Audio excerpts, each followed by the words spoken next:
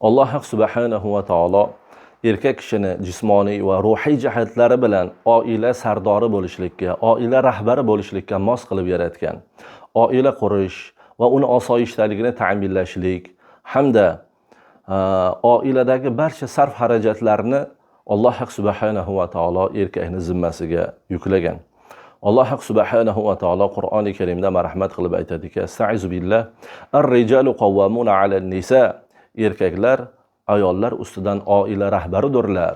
Ularning ustida qoim turguvchilardir deb Alloh subhanahu va taolo marhamat qiladi. Payg'ambarimiz alayhi salatu vassalomdan erning zimmasida ayollarni haqlari qanday degan savollariga payg'ambar alayhi salatu vassalom kiyganingda ularni kiydirmog'ing, yeganingda yedirmog'ing, ularni urmasliging, qabih so'zlar bilan haqorat qilmasliging va agar undan hijron qilaydirgan bo'lsang, bir uyning ichida, uydan chiqmagan holatda to'shakda alohida qilishliging deb payg'ambar alayhi salatu vassalom ta'lim berganlar.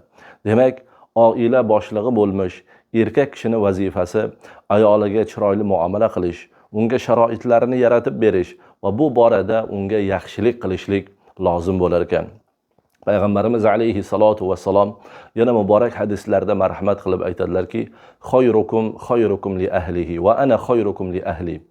Sizlarda eng yaxshilaringiz ahli ayoliga yaxshi munosabatda bo'lganlaringizdir. Va men sizlarning ichingizda ahli ayoli uchun eng yaxshi muomalada bo'lganingizman deb payg'ambar alayhi salatu vassalom marhamat qilganlar. Va bu holatni o'zlarining hayotlarida go'zal namunalar bilan ifodalab berganlar.